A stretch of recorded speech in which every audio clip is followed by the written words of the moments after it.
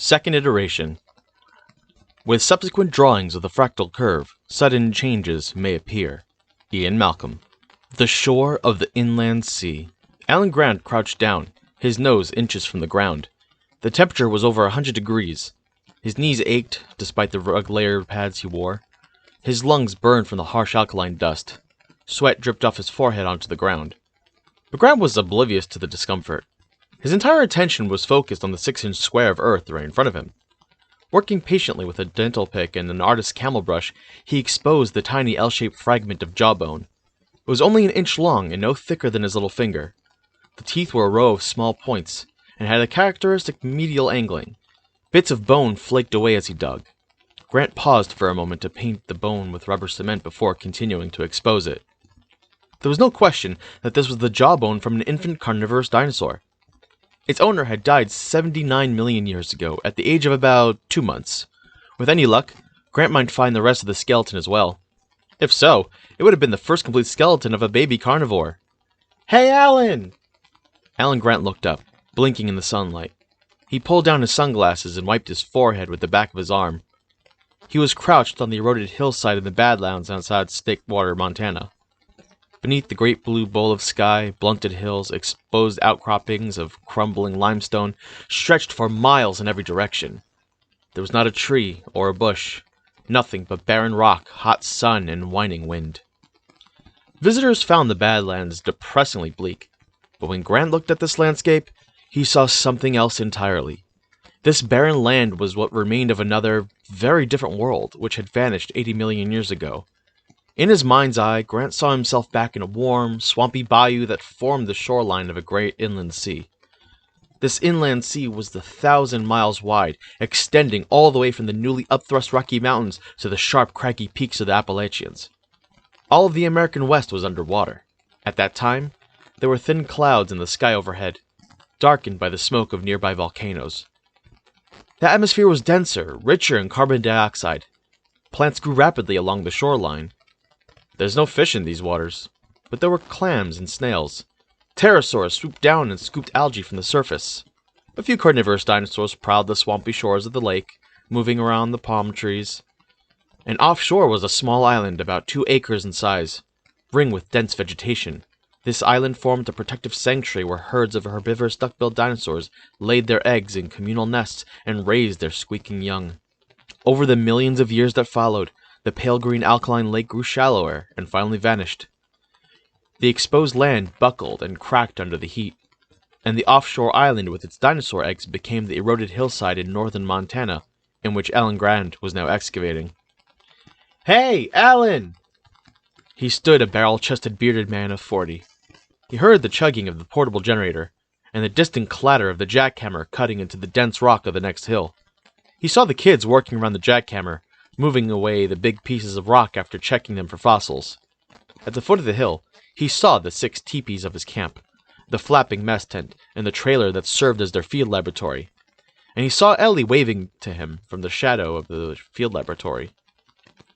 "Visitor!" she called, and pointed to the east. Grant saw the cloud of dust, and the blue Ford sedan bouncing over the rutted road toward them.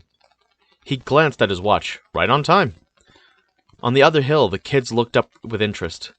They didn't get many visitors in Snakewater, and there had been a lot of speculation about what a lawyer from the Environmental Protection Agency would want to see Alan Grant about. But Grant knew that paleontology, the study of extinct life, had in recent years taken on an unexpected relevance to the modern world. The modern world was changing fast, and urgent questions about the weather, deforestation, global warming, or the ozone layer often seemed answerable, at least in part, with information from the past. Information that paleontologists could provide. He had been called as an expert witness twice in the past few years. Grant started down the hill to meet the car. The visitor coughed in the white dust as he slammed the car door. "Bob Morris, EPA," he said, extending his hand. "I'm with the San Francisco office." Grant introduced himself and said, "You look hot. You want a beer?" "Jesus, yeah." Morris was in his late 20s, wearing a tie and pants from a business suit. He carried a briefcase. His wingtip shoes crunched the rocks as they walked toward the trailer. "When I first came over the hill, I thought this was an Indian reservation," Morris said. pointing to the teepees. No, Grant said. Just the best way to live out here. Grant explained that in 1978, the first year of the excavations, they had come out in North Slope octahedral tents, the most advanced available, but the tents always blew over in the wind. They tried other kinds of tents with the same result. Finally, they started putting up teepees which were larger inside, more comfortable and more stable in the wind. These are Blackfoot teepees, built around 4 poles, Grant said. Sioux teepees are built around 3, but this used to be Blackfoot territory, so we thought, Morris said. Very fitting. He squinted at the desolate landscape and shook his head. How long you been out here? About 60 cases, Grant said. When Morris looked surprised, he explained, we measure time in beer. We started in June with 100 cases. We've gone through about 60 so far. 63 to be exact, Ellie Sattler said, as they reached the trailer. Grant was amused to see Morris gaping at her. Ellie was wearing cut-off jeans and a work shirt tied at her midriff. She was 24 and darkly tanned. Her blonde hair was pulled back. Ellie keeps us going, Grant said, introducing her. She's very good at what she does. What does she do? Morris asked. Paleobotany, Ellie said. And I also do the standard field preps. She opened the door and they went inside. The air conditioning in the trailer only brought the temperature down to 85 degrees, but it seemed cool after the midday heat. The trailer had a series of long wooden tables, and with tiny bone specimens neatly laid out, tagged and labeled. Farther along were ceramic dishes and crocks. There was a strong odor of vinegar. Morris glanced at the bones. I thought dinosaurs were big, he said. They were, Ellie said, but everything you see here comes from babies. Snake water is important primarily because of the number of dinosaur nesting sites here. Until we started this work, there were hardly any infant dinosaurs known. Only one nest had been ever found in the Gobi Desert. We've discovered with a dozen different hadrosaur nests, complete with eggs and bones of infants. While Grant went to the refrigerator, she showed Morris the acetic acid baths which were used to dissolve away the limestone from the delicate bones. They look like chicken bones, Morris said, peering into the ceramic dishes. Yes, she said, they're very bird-like. And what about those? Morris said, pointing through the trailer windows to piles of large bones outside, wrapped in heavy plastic. Rejects, Ellie said. Bones too fragmentary when we took them out of the ground. In the old days, we just discard them, but nowadays we send them for genetic testing. Genetic testing? Morris said. Here you go, Grant said, thrusting a beer into his hand. He gave another to Ellie. She chugged hers, throwing her long neck back. Morris stares. We're pretty informal here, Grant said. Want to step into my office? Sure, Morris said. Grant led him to the end of the trailer, where there was a torn couch, a sagging chair, and a battered end table. Grant dropped onto the couch, which creaked and exhaled a cloud of chalky dust. He leaned back, thumped his boots up onto the end table, and gestured for Morris to sit in the chair. Make yourself comfortable. Grant was the professor of paleontology at the University of Denver, and one of the foremost researchers in the field, but he'd never been comfortable with social niceties. He saw himself as an outdoor man, and he knew that all the important work in paleontology was done outdoors, with your hands. Grant had little patience for the academics, for the museum curators, for what he called teacup dinosaur hunters, and he took some pains to distance himself in dress and behavior from the teacup dinosaur hunters, even delivering his lectures in jeans and sneakers. Grant watched as Morris primly brushed off the seat and chair before he sat down. Morris opened his briefcase, rummaging through his papers, and glanced back at Ellie, who was lifting bones with tweezers from the acid bath at the other end of the trailer, paying no attention to them. You're probably wondering why I'm here. Grant nodded. It's a long way to come, Mr. Morris. Well, Morris said, to get right to the point, the APA is concerned about the activities of the Hammond Foundation. You receive funding from them. $30,000 a year, Grant said, nodding, for the last 5 years. What do you know about the foundation? Morris said. Grant shrugged. The Hammond Foundation is a respected source of academic grants. They fund research all over the world, including several dinosaur researchers. I know they support Bob Carey out in Tyrrell in Alberta, and John Weller in Alaska, probably more. Do you know why the Hammond Foundation supports so much dinosaur research? Morris asked. Of course, because old John Hammond's a dinosaur nut. You've met John Hammond? Grant shrugged. Once or twice. He comes here for brief visits. He's quite elderly, you know, and eccentric, the way rich people sometimes are. Very enthusiastic. Why? Well, Morris said, the Hammond Foundation is actually a rather mysterious organization. He pulled out a Xerox world map, marked with the red dots, and passed it to Grant. These are the digs the Foundation financed last year. Notice anything odd about them? Montana, Alaska, Canada, Sweden. They're all sites in the north. There's nothing below the 45th parallel. Morris pulled up the maps. It's the same year after year. Dinosaur projects to the south, in Utah or Colorado or Mexico, never get funded. The Hammond Foundation only supports cold weather digs. We'd like to know why. Grant shuffled through the maps quickly. If it was true that the Foundation only supported cold weather digs, then it was strange behavior because some of the best dinosaur researchers were working in hot climates, and there are other puzzles, Morris said. For example, what is the relationship of dinosaurs to amber? Amber? Yes, it's the hard yellow resin of dry tree. I know what amber is, Grant said, but why are you asking? Because, Morris said, over the last 5 years, Hammond has purchased enormous quantities of amber in America, Europe, and Asia, including many pieces of museum-quality jewelry. The Foundation has spent $17 million of amber. They now possess the largest privately held stock of this material in the world. I don't get it, Grant said. Neither does anybody else, Morris said.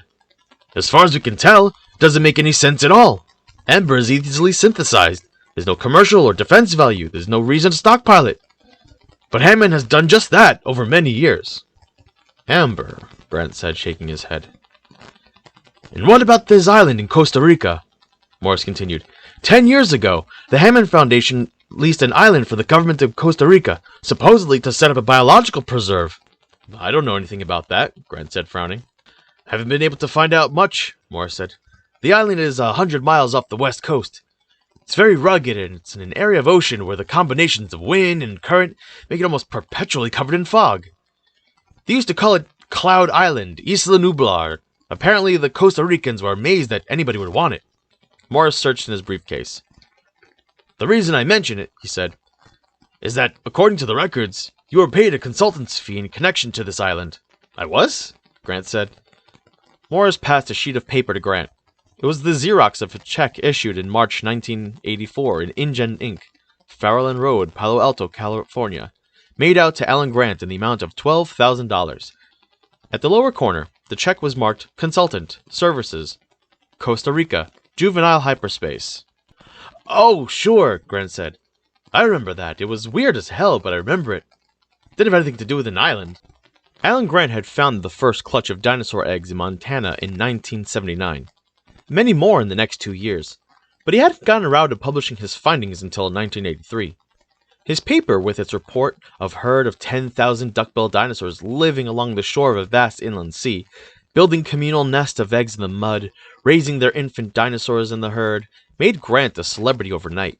The notion of maternal instincts and giant dinosaurs and the drawings of cute babies poking their snouts out of the eggs had an appeal around the world. Grant was besieged with requests for interviews, lectures, books. Characteristically, he turned them all down, wanting only to continue his excavations. But it was during those frantic days in the mid-1980s that he was approached by the InGen Corporation with a request for consulting services. Had you heard of InGen before? Morris asked. No. How did they contact you? Telephone call. It was a man named Gennaro or Giannino or something like that. Morris nodded. Donald Gennaro, he said. He's the legal counsel for InGen. Anyway, he wanted to know about the eating habits of dinosaurs, and he offered a fee to draw up a paper for him. Grant drank his beer, set the can on the floor. Gennaro was particularly interested in young dinosaurs, infants and juveniles.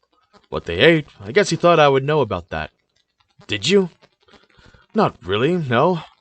I told him that. We had found lots of skeletal material, but we had very little dietary data. But Gennaro said he knew we hadn't published everything, and he wanted whatever we had. And he offered a large fee, $50,000. Morris looked at a tape recorder and set it on the table. You mind? No, go ahead. So Gennaro telephoned you in 1984. What happened then? Well, Grant said, you see our operation here. 50,000 would support 2 full summers of digging it. I told him I'd do what I could. So you agreed to prepare a paper for him? Yes. On the dietary habits of juvenile dinosaurs? Yes. You met Gennaro? No, just on the phone.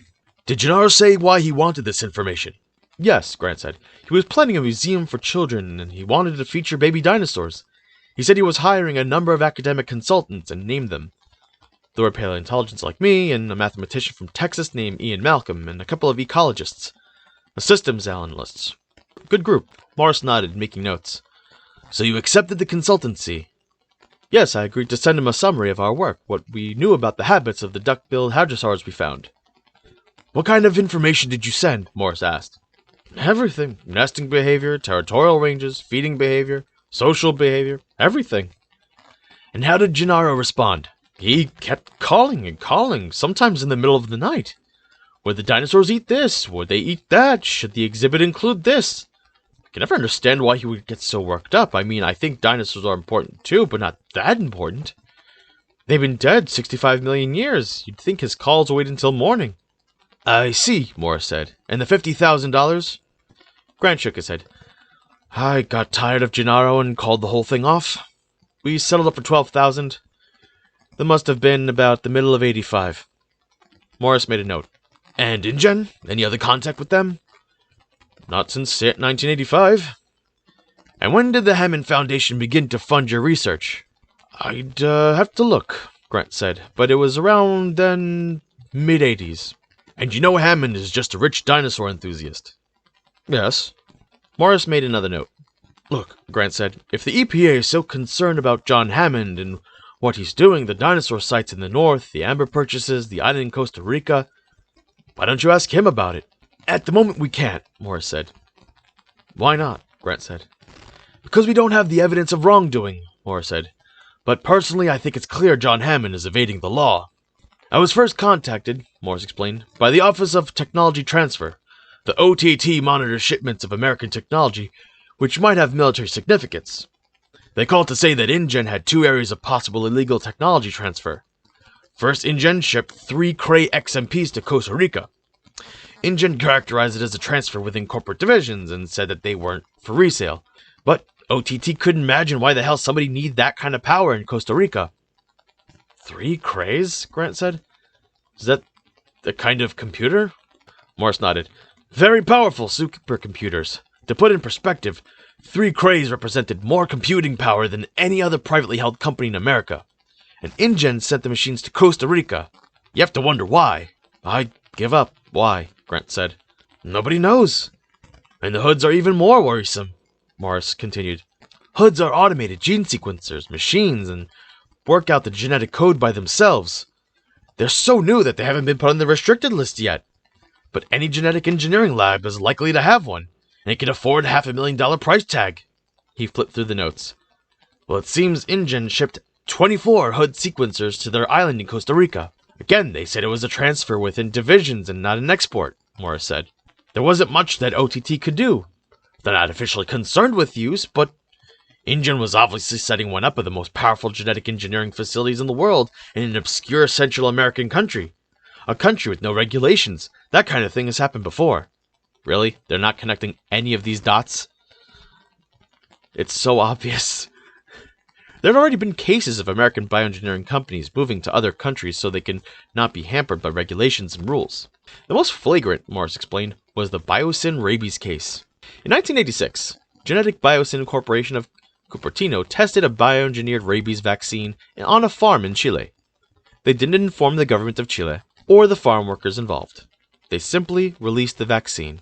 The vaccine consisted of a live rabies virus, genetically modified to be non-virulent, but the virulence could have been tested. Biosyn didn't know whether the virus could still cause rabies or not. Even worse, the virus had been modified. Ordinarily, you couldn't contract rabies unless you were bitten by an animal. But Biosyn modified the virus to cross the pulmonary alveoli. You couldn't get an infection just by inhaling it. Biosyn staffers brought this live rabies virus down to Chile in a carry-on bag on a commercial airline flight. Morris often wondered what would have happened if the capsule had broken open during the flight. Everybody on the plane might have been infected with rabies. It was outrageous. It was irresponsible. It was criminally negligent. But no action was taken against Biosyn. The Chilean farmers who unwittingly risked their lives were ignorant peasants. The government of Chile had an economic crisis to worry about, and the American authorities had no jurisdiction. So, Louis Dodson, the geneticist responsible for the test, was still working at Biosyn. Biosyn was still as reckless as ever, and other American companies were hurrying to set up facilities in foreign countries that lacked sophistication about genetic research. Countries that perceived genetic engineering to be like any other high-tech development and thus welcomed it into their lands unaware of the dangers posed. "So that's why we began our investigation of InGen," Morris said, "about 3 weeks ago." "And what have you actually found?" Grant said. "Not much," Morris admitted. "When I go back to San Francisco, we'll probably have to close the investigation, and I think I'm about finished here." He started packing up his briefcase. "By the way, what does juvenile hyperspace mean?" "That's just a fancy label for my report," Grant said. "Hyperspace is just a term for multi-dimensional space, like three-dimensional tic-tac-toe. If you were to take all of the behaviors of an animal, its eating, its movement, and sleeping, you can plot the animal within a multi-dimensional space. Some paleontologists refer to the behavior of an animal as occurring within an ecological hyperspace. Juvenile hyperspace is just referred to the behavior of juvenile dinosaurs, if you wanted to be as pretentious as possible." At the far end of the trailer, the phone rang. Ellie answered it. She said, "He's in a meeting right now. Can he call you back?" Morris snapped his briefcase shut and stood. "Thanks for the help and the beer," he said. "No problem," Grant said. Grant walked with Morris down the trailer to the door at the far end. Morris said, "Did Hammond ever ask for any physical materials from your site? Bones or eggs or anything like that?" "No," Grant said. "Dr. Sattler mentioned you do some genetic work here." "Well, not exactly," Grant said. "When we remove fossils that are broken or for some other reason not suitable for museum preservation, we send the bones out to the lab that grinds them up and tries to extract proteins for us. The proteins are then identified and the report is sent back to us." "Which lab is that?" Morris asked. Medical Biologics Services in Salt Lake." "How'd you choose them?" "Competitive bids." "The lab has nothing to do with InGen?" Morris asked. "Not that I know," Grant said. They came to the door of the trailer. Grant opened it and felt the rush of hot air from outside. Morris paused to put on his sunglasses. "One last thing," Morris said. "Suppose InGen wasn't really making a museum exhibit. Is there anything they could have done with the information of the report you gave them?" Grant laughed. "Sure, they could feed a baby hadrosaur." Morris laughed too. "A baby hadrosaur? That'd be something to see. How big were they?" "About so," Grant said, holding his hands 6 inches apart. "Squirrel size." "And how long before they become fully grown?" 3 years, Grant said, give or take. Morris held out his hand. "Well, thanks again for your help." "Take it easy driving back," Grant said. He watched for a moment as Morris walked back towards his car, and then closed the trailer door. Grant said, "What do you think?" Ellie shrugged. "Naive." "You like the part where John Hammond is an evil archvillain?" Grant laughed. "John Hammond's about as sinister as Walt Disney. By the way, who called?" "Oh," Ellie said. "It was a woman named Alice Levin. She works at Columbia Medical Center. You know her?" Grant shook his head. "No." "We know something about identifying some remains. She wants you to call her back right." Skeleton. Ellie Sattler brushed a strand of blonde hair back from her face and turned her attention to the acid baths. She had 6 in a row, at molar strengths from 5 to 30%. She had to keep an eye on the stronger solutions because they would eat through the limestone and begin to erode the bones. And infant dinosaur bones were so fragile. She marveled that they've been preserved at all after 80 million years. She listened idly as Grant said, "Miss Levin, this is Alan Grant. What's this about a... You have a what?" "A what?" He began to laugh. "Oh, I doubt that very much, Miss Levin. No, I really don't have the time. I'm sorry, well, I have to take a look at it, but I have to pretty much guarantee it's a basilisk lizard. But, yes, you can do that. All right. Send it now." Grant hung up and shook his head. "These people." Ellie said, "What's it about?" "Some lizard she's trying to identify," Grant said. "She's going to fax me an X-ray." He walked over to the fax and waited as the transmission came through. "Incidentally, I've got a new find for you. A good one." "Yeah?" Grant nodded. "Found it just before the kids showed up.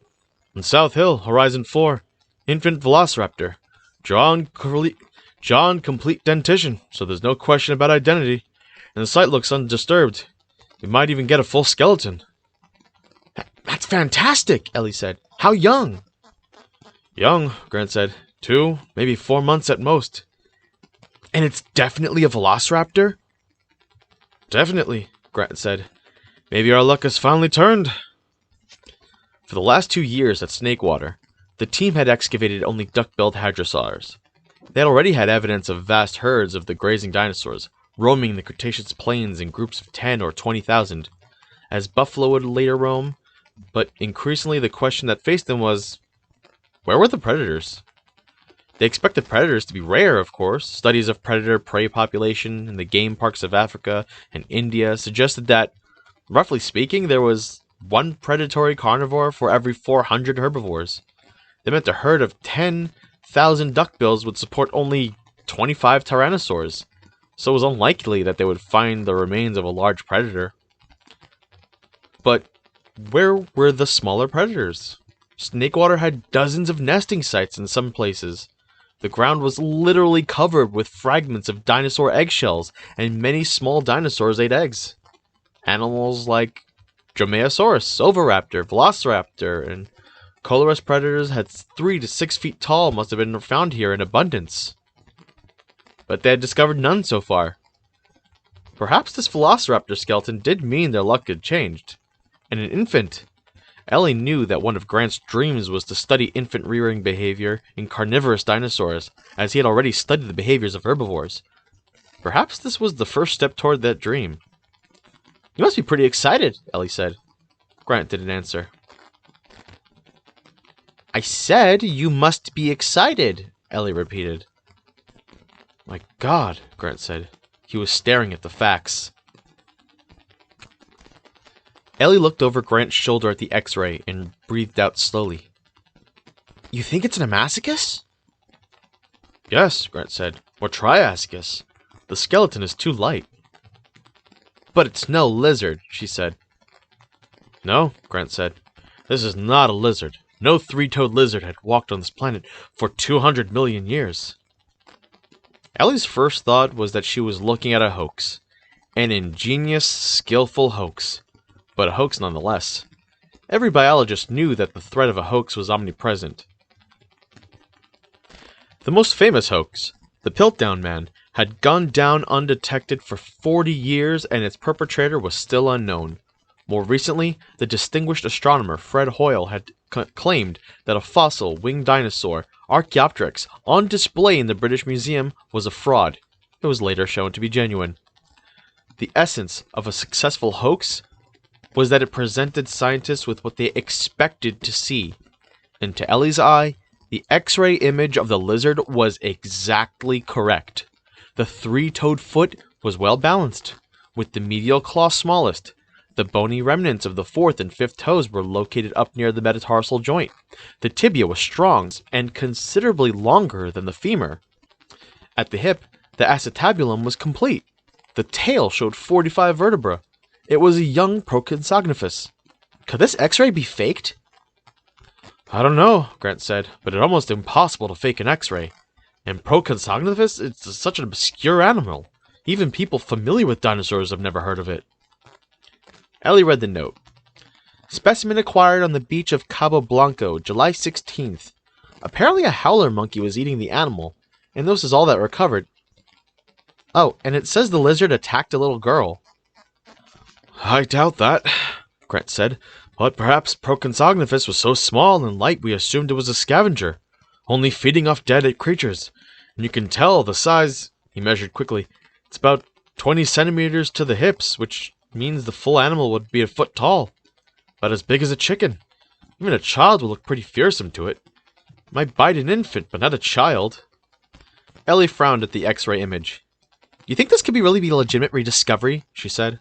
"Like the coelacanth?" "Maybe," Grant said.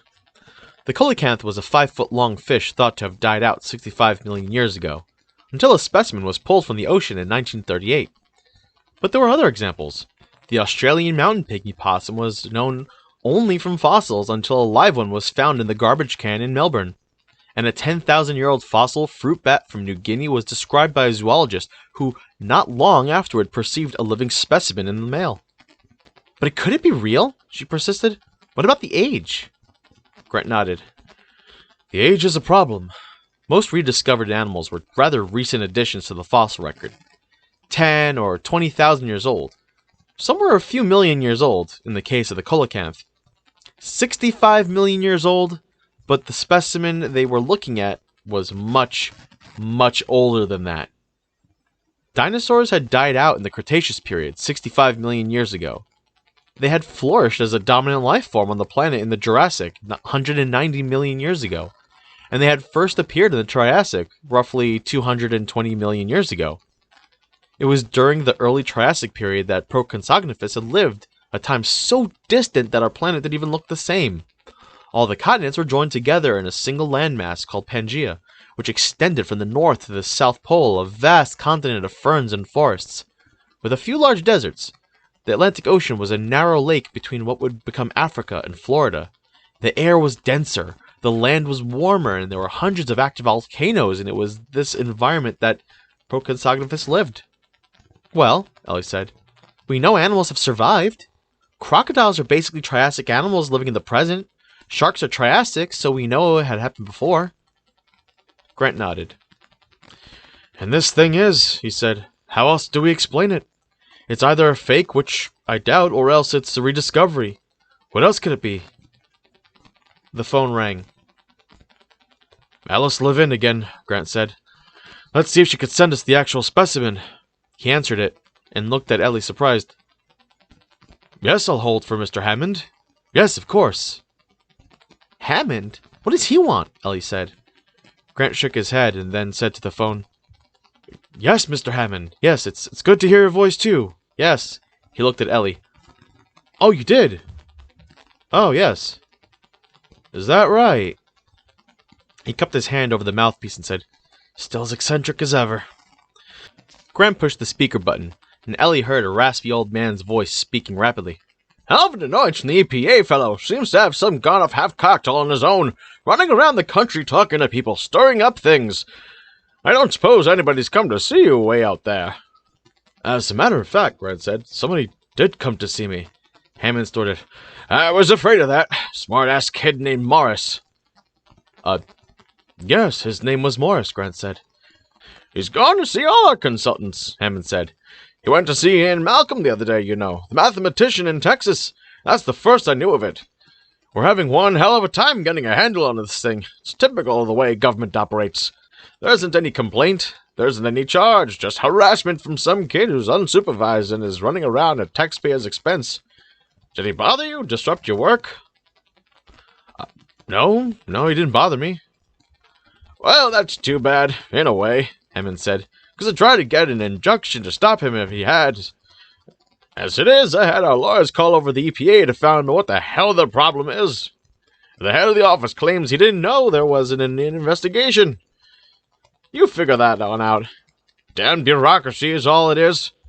Hell, I think the kid's trying to get down to Costa Rica, poke around, and get on their island. You know we have an island down there. No, Grant said, looking at Ellie. I didn't know. Oh, yes, we bought it and started our operation, 4 or 5 years ago now. I forget exactly. Called Isla Nublar, big island, 100 miles offshore. Going to be a biological preserve. Wonderful place, tropical jungle. You know, you ought to see it, Dr. Grant. Sounds interesting, Grant said, but actually, it's almost finished now, you know, Hammond said. I've sent you some material about it. Did you get my material? No, we're pretty far from... Well, maybe it'll come today. Look it over. The island's just beautiful. I've got everything. We've been in construction now 30 months. You can imagine. Big park. Opens in September of next year. You really ought to see it. Sounds wonderful, but as a matter of fact, Hammond said, I'm going to insist you see it, Dr. Grant. I know you find it right up your alley. You'd find it fascinating. I'm in the middle of, Grant said. Say, I'll tell you what, Hammond said, as if the idea just occurred to him. I'm having some of the people who consulted for us go down there this weekend, spend a few days and look it over, at our expense, of course. It'd be terrific to give us your opinion. I couldn't possibly, Grant said. Oh, just for the weekend, Hammond said with an irritating, cheery persistence of an old man. That's all I'm talking about, Dr. Grant. I wouldn't want to interrupt your work. I know how important that work is, believe me. I know that. Never interrupt your work, but you could hop on down here this weekend and be back on Monday. No, I couldn't, Grant said. I just found this new skeleton and... Yes, fine, but I still think you should come, Hammond said, not really listening. And we've just received some evidence of a very puzzling and remarkable find, which seems to be a living proconsugnathed. A what? Hammond said, slowing down. I didn't quite get that. You said a living proconsugnathed? That's right, Grant said. It's a biological specimen. A partial fragment of an animal collected from Central America, a living animal. You don't say, Hammond said. A living animal. How extraordinary. Yes, Grant said. We think so, too. So, you see, this is a very good time for me to be leaving. Central America, did you say? Yes. Where in Central America is it from, do you know? A beach called Cabo Blanco. I didn't know exactly where... I see. Hammond cleared his throat. And when did this, specimen arrive in your hands? Just today. Today, I see. Today. I see, yes. Hammond cleared his throat again. Grant looked at Ellie and mouthed, What's going on? Ellie shook her head. Sounds upset. Grant mouthed, See if Morris is still here. She went to the window and looked out, but Morris's car was gone. She turned back. On the speaker, Hammond coughed. Dr. Grant, have you told anybody about it yet? No. Good, that's good. Well, I'll tell you frankly, Dr. Grant, I'm having a little problem about this island. The CPA thing is coming at just the wrong time. How's that? Grant said. Well, we've had our problems, some delays. Let's just say that I'm under a little pressure here, and I'd like you to come to this island for me. Give me your opinion. I'll be paying you the usual weekend consultant rate of $20,000 a day. That'll be $60,000 for 3 days, and if you can spare Dr. Sadler, she'll go at the same rate. We need a botanist. What do you say? Ellie looked at Grant as he said, Well, Mr. Hammond, that much money would fully finance our expeditions for the next 2 summers. Good, Hammond said blandly. He seemed distracted now, his thoughts elsewhere. I want this to be easy. Now, I'm sending the corporate jet to pick you up at the private airfield east of Choteau. You know the one I mean. It's only about 2 hours' drive from where you are, and you'll be there at 5 p.m. tomorrow, and I'll be waiting for you. Take you right down. Can you send Dr. Sadler to make the plane? I guess I can. Good. Pack lightly. You don't need passports. I'm looking forward to it. Cowan, Swain, and Ross. Midday sun streamed into the San Francisco law offices of Cowan, Swain, and Ross, giving the room a cheerfulness that Donald Gennaro did not feel. He listened on the phone and looked at his boss, Daniel Ross, cold as an undertaker in the dark pinstripe suit. I understand, John, Gennaro said. And Grant agreed to come? Good. Yes, that sounds fine to me. My congratulations, John. He hung up the phone and turned to Ross. We can't trust Hammond anymore. He's under too much pressure. The EPA is investigating him. He's behind schedule in his Costa Rican resort, and the investors are getting nervous. There have been too many rumors of problems down there. Too many workmen have died. And now this business about a living proconsugnathed whatever on the mainland? What does that mean? Ross said. Maybe nothing, Gennaro said. But Hamachi is one of the principal investors. I got a report last week from Hamachi's representative in San Jose, the capital of Costa Rica. According to the report, some new kind of lizard is biting children on the coast. Ross blinked. New lizard? Yeah, Gennaro said. We can't screw around with this. We've got to inspect that island right away. I've asked Hammond to arrange independent site inspections every week for the next 3 weeks. And what does Hammond say? He insists nothing is wrong on the island. Claims he has all these security precautions. But you don't believe him, Ross said. No, Gennaro said. I don't. Donald Gennaro had come to Cowan Swain from a background in investment banking. Cowan, Swain's high-tech clients, frequently needed capitalization, and Gennaro helped them find the money. One of his first assignments back in 1982 had been to accompany John Hammond while the old man, then nearly 70, put together the funding to start the InGen Corporation. They eventually raised almost $1 billion, and Gennaro remembered it as a wild ride. "Hammond's a dreamer," Gennaro said. "A potentially dangerous dreamer," Ross said. "We should have never gotten involved. What is our financial position?" "The firm," Gennaro said, "owns 5%. General or limited?" "General." Ross shook his head. "We should never have done that." "It seemed wise at the time," Gennaro said. "Hell, it was 8 years ago. We took in lieu of some fees, and, if you remember, Hammond's plan was extremely speculative. He was really pushing the envelope. Nobody really thought he could pull it off." "But apparently he has," Ross said. "In any case, I agree that an inspection is overdue. What about your site experts?" "I'm starting with experts Hammond already hired as consultants. Early in the project," Gennaro tossed a list onto Ross's desk. "First group is a paleontologist, a paleobotanist, and a mathematician. They go down this weekend. I'll go with them." "Will they tell you the truth?" Ross said. "I think so. None of them had much to do with the island, and one of them, the mathematician, Ian Malcolm, was openly hostile to the idea. Ian Malcolm was openly hostile to the project from the start, and insisted it would never work. Could never work." "And who else?" Just a technical person, the computer systems analyst. Review the park's computers, fix some bugs. He should be there by Friday morning." "Fine," Ross said. "You're making the arrangements?" "Hammond asked the place to call himself. I think he wants to pretend he's not in trouble. That it's just a social invitation, showing off his island." "All right," Ross said.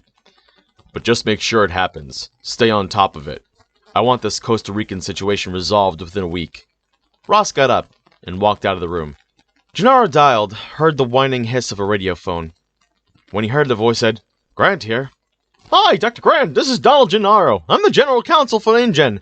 We talked a few years back. I don't know if you remember." "I remember," Grant said. "Well," Gennaro said, "I just got off the phone with John Hammond, who tells me the good news, and you'll be coming to our island in Costa Rica." Yes," Grant said. "I guess we're going down there tomorrow." "Well, I just want to extend my thanks to you for doing this on short notice. Everybody in InGen appreciates it.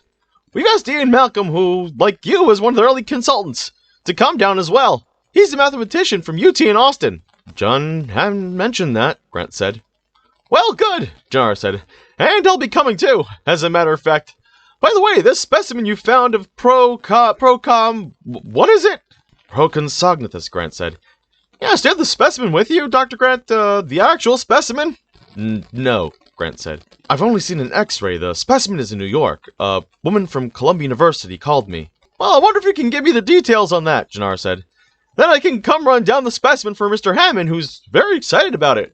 I'm sure you want to see the actual specimen, too. Perhaps I can even get it delivered to the island while you're all down there," Gennaro said. Grant gave him the information. "Well, that's fine, Dr. Grant," Gennaro said. "My regards to Dr. Sattler. I look forward to meeting you and him tomorrow." And Gennaro hung up. Plans. "This just came," Ellie said the next day, walking to the back of the trailer with a thick manila envelope. "One of the kids brought it back from town. It's from Hammond." Grant noticed the blue and white InGen logo as he tore open the envelope. Inside there was no cover letter, just a bound stack of paper. Pulling it out, he discovered it was blueprints. They were reduced, forming a thick book. The cover was marked Isla Nublar Resort Guest Facilities, Full Set, Safari Lodge. "The hell is this?" he said. As he flipped open the book, a sheet of paper fell out. "Dear Alan and Ellie, as you can imagine, we don't have much in the way of formal promotional materials yet. But this should give you an idea of the Isla Nublar project. I think it's very exciting. Looking forward to discussing this with you. Hope you can join us. Regards, John." "I don't get it," Grant said, as he flipped through the sheets. "These are architectural plans." He turned to the top sheet. Visitor Center Lodge. Client, InGen, Palo Alto, California. Isla Nublar Resort. Architects, Dunning, Murphy & Associates, New York. Richard Murphy, Design Partner. Theodore Chen, Senior Designer. Sheldon James, Administrative Partner. Engineers, Harlow, Whitneys & Fields, Boston Structural. A.T. Misakawa, Osaka Technical. Landscaping. Shepperton Rogers, London. A. Ashikiga, H. Iesu Kanazawa. Electrical. N.V. Kobayashi, Tokyo. A.R. Makasawa, Senior Consultant. Computer, C.C. Integrated Computer Systems, Inc., Cambridge, Massachusetts. Dennis Nedry, Project Supervisor. Grant turned to the plans themselves. They were stamped Industrial Secrets, Do Not Copy, and Confidential Work Product, Not for Redistribution. Each sheet was numbered, and at the top, these plans represent the confidential creations of InGen Inc. You must have signed documents 112-4A or you risk prosecutions. Looks pretty paranoid to me, he said. Maybe there's a reason, Ellie said. The next page was a topographical map. It showed Isla Nublar as an inverted teardrop, bulging at the north, tapering at the south. The island was 8 miles long, and the map divided it into several large sections. The northern section was marked Visitor Area, and it contained structures marked Visitor Arrivals, Visitor Center Administration, Power Desalinization Support, Hammond Res, and Safari Lodge. Grant could see the outline of a swimming pool, the rectangles of tennis courts, and the round squiggles that represented planting and shrubbery. Looks like a resort, all right, Ellie said. There followed detail sheets for the Safari Lodge itself.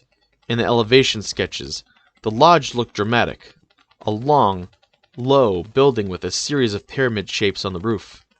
But there was little about the other buildings in the visitor area. And the rest of the island was even more mysterious. As far as Grant could tell, it was mostly open space. A network of roads, tunnels, and outlying buildings, and a long, thin lake that appeared to be man-made, with concrete dams and barriers. But for the most part, the island was divided into big, curving areas with very little development at all. Each area was marked by codes. P, Proc V, 2A, D, Trike L, 5, 4A plus 1, LN, OTHN, C4, 3A plus 1, and VVHADR, X, 11, 6A plus 3 plus 3 dB. Is there an explanation for the codes? She said. Grant flipped the pages rapidly, but he couldn't find one. Maybe they took it out? She said. I'm telling you, Grant said. Paranoid. He looked at the big curving dimensions, separated from one another by a network of roads. There were only 6 divisions of the whole island, and each division was separated from the road by a concrete moat. Outside each moat was a fence with a little lightning sign alongside it. That mystified them until they were finally able to figure out what it meant. The fences were electrified. That's odd, she said. Electrified fences at a resort? Miles of them, Grant said. Electrified fences and moats together, and usually with a road alongside them as well? Just like a zoo, Ellie said. They went back to the topographical map and looked closely at the contour lines. The roads had been placed oddly. The main road ran north-south, right through the central hills of the island, including one section of road that seemed to be literally cut into the side of a cliff above the river. It began to look as if there had been deliberate effort to leave these open areas as big enclosures, separated from the roads by moats and electric fences. And the roads were raised up above ground level so you could see over the fences. Okay, seriously, they couldn't figure this out? You know, Ellie said, some of these dimensions are enormous. Look at this.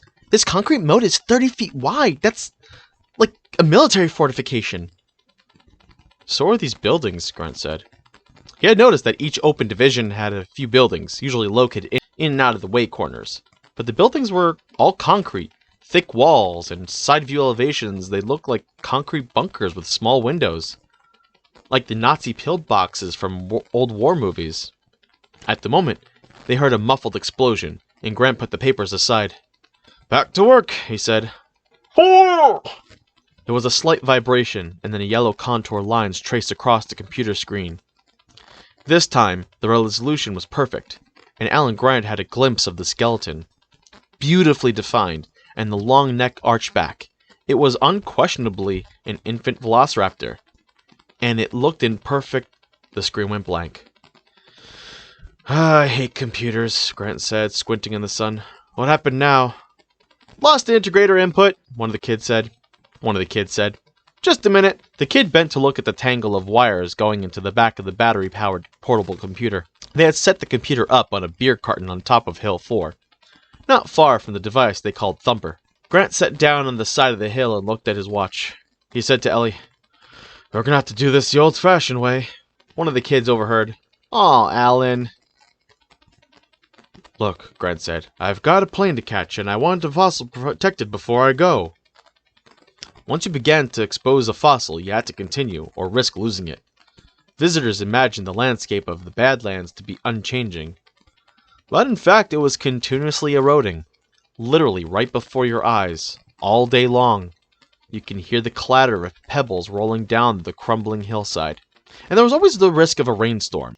Even a brief shower would wash away delicate fossil. Thus, Grant's partially exposed skeleton was at risk, and it had to be protected until he returned.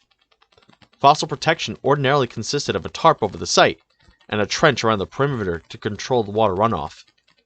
The question was, how large a trench would the Velociraptor fossil required? To decide that, they were using computer-assisted sonic tomography, or CAST.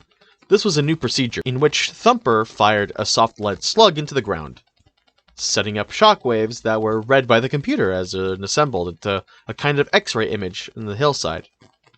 They had been using it all summer with varying results. Thumper was 20 feet away now. A big silver box on wheels, with an umbrella on top. It looked like an ice cream vendor's pushcart, parked incongruously on the Badlands. Thumper had 2 youthful attendants loading the next soft lead pellet. So far, the CAST program merely located the extent of finds, helping Grant's team to dig more effectively. But the kids claimed that within a few years it would be possible to generate an image so detailed that excavation would be redundant. You can get a perfect image of the bones in 3 dimensions, and it promised a whole new area of archaeology with that excavation. But none of that had happened yet. And the equipment that worked flawlessly in the university laboratory proved pitifully delicate and fickle in the field. "How much longer?" Grant said. "We got it now, Alan. It's not bad." Grant went to look at the computer screen. He saw the complete skeleton, traced in bright yellow. It was indeed a young specimen. The outstanding characteristic of Velociraptor, the single-toed claw, which, in a full-grown animal, was curved. 6-inch-long weapon capable of ripping open its prey was, in this infant, no larger than the thorn of a rosebush. It was hardly visible at all on the screen, and Velociraptor was a lightly built dinosaur in any case. An animal as fine boned as a bird, and presumably as intelligent. Here the skeleton appeared in perfect order, except that the head and neck were bent back toward the posterior. Such neck flexation was so common in fossils that some scientists had formulated a theory to explain it, suggesting that dinosaurs had become extinct because they had been poisoned by the environment alkaloids in plants. The twisted neck was thought to signify the death agony in dinosaurs. Grant had finally put that one to rest by demonstrating that many species of birds and reptiles underwent a post-mortem contraction of posterior neck ligaments, which bent the head backward in a characteristic way. It had nothing to do with the cause of death, it had to do with the way the carcass dried in the sun. Grant saw that this particular skeleton had also been twisted laterally, so that the right leg and foot were raised above the backbone. "It looks kind of distorted," one of the kids said, "but I don't think it's the computer." "No," Grant said, "it's just time. Lots and lots of time." Grant knew that people could not imagine geological time. Human life was lived on another scale of time entirely. An apple turned brown in a few minutes. Silverware turned black in a few days. A compost heap decayed in a season. A child grew up in a decade. None of these everyday human experiences to be able to imagine the meaning of 80 million years, the length of time that had passed since this little animal had died. In the classroom, Grant had tried different comparisons. If you imagine the human lifespan of 60 years was compressed into a day, then 80 million years would still be 3,652 years older than the pyramids. The Velociraptor had been dead a long time. "Doesn't look very fearsome," one of the kids said. "He wasn't," Grant said. "At least not until he grew up. Probably this baby had scavenged, feeding off carcasses slain by the adults, after the big animals had gorged themselves and lay basking in the sun. Carnivores would eat as much as 25% of their body weight in a single meal, and it made them sleepy afterward. The babies would chitter and scramble over the indulgent, somnolent bodies of the adults, and nip little bites from the dead animal. The babies were probably cute little animals, but an adult velociraptor was another matter entirely. Pound for pound, a velociraptor was the most rapacious dinosaur that ever lived. Although relatively small, about 200 pounds, the size of a leopard, velociraptors were quick, intelligent, and vicious, able to attack with sharp jaws, powerful clawed forearms, and the devastating single claw on the foot. Velociraptors hunted in packs, and Grant thought it must have been a sight to see a dozen of these animals racing at full speed, leaping onto the back of a much larger dinosaur, tearing at the neck and slashing at the ribs and belly. "We're running out of time," Ellie said, bringing them back. Grant gave instructions for the trench. From the computer image, they knew that the skeleton lay in a relatively confined area. A ditch around a 2-meter square would be sufficient. Meanwhile, Ellie lashed down a tarp and covered the side of the hill. Grant helped her pound in the final stakes. "How did the baby die?" one of the kids asked. "I doubt we'll know," Grant replied. "Infant mortality in the wild is high. In African parks, it runs 70% among some carnivores. It would have been anything: disease, separation from the group, anything, or even attack by an adult. We know these animals hunted in packs, but we don't know anything about their social behavior in a group." The student nodded. They all had studied animal behavior, and they knew, for example, that when a new male took over the lion's pride, the first thing he did was kill all the cubs. The reason was apparently genetic. The male had evolved to disseminate his genes as widely as possible, and by killing the cubs, he brought all females into heat, so that he would impregnate them. It also prevented the females from wasting their time nurturing the offspring of another male. Perhaps the velociraptor hunting pack was also ruled by a dominant male. They also knew so little about dinosaurs. Grant thought after 150 years of research and excavation all around the world, they still knew almost nothing about what dinosaurs had really been like. "We gotta go," Ellie said, "if we're gonna go to Hammond." Gennaro's secretary bustled in with a new suitcase. It still had the sales tags on it. "You know, Mr. Gennaro," she said severely, "when you forget to pack it, it makes me think you don't really want to go on this trip." "Maybe you're right," Gennaro said. "I'm missing my kid's birthday." Saturday was Amanda's birthday, and Elizabeth had invited 24 screaming 4-year-olds to share it, as well as Cappy the Clown and a magician. His wife hadn't been happy to hear that Gennaro was going out of town. Neither had Amanda. "Well, I did the best I could on short notice," his secretary said. "There's running shoes your size, and khaki shorts, and shirts, and a shaving kit. A pair of jeans, and a sweatshirt if it gets cold. The car is downstairs to take you to the airport. You have to leave now to make the flight." She left. Gennaro walked down the hallway, tearing the sales tags off the suitcase. As he passed the all-glass conference room, Dan Ross had left the table and came outside. "Have a good trip," Ross said. "But let's be very clear about one thing. I don't know how bad this situation actually is, Donald, but if there's a problem on that island, burn it to the ground." "Jesus, Dan, we're talking about a big investment." "Don't hesitate. Don't think about it. Just do it. Hear me?" Gennaro nodded. "I hear you," he said. "But Hammond—" "Screw Hammond," Ross said. My boy," the familiar raspy voice said. "How have you been, my boy?" "Very well, sir," Gennaro replied. He leaned back in the padded leather chair of the Gulfstream II jet as it flew east, toward the Rocky Mountains. "You never call me anymore," Hammond said reproachfully. "I've missed you, Donald. How is your lovely wife?" "She's fine. Elizabeth's fine. We had a little girl now." "Wonderful, wonderful. Children are such a delight. She'd get a kick out of the new park in Costa Rica." Gennaro had forgotten how short Hammond was. As he sat in the chair, his feet didn't touch the carpeting. He swung his legs as he talked. There was an almost childlike quality to the man, even though Hammond must now be, 75, 76, something like that. He looked older than Gennaro remembered, but then, Gennaro hadn't seen him for almost 5 years. Hammond was a flamboyant, a born showman, and back in 1983 he had an elephant that he carried around with him in a little cage.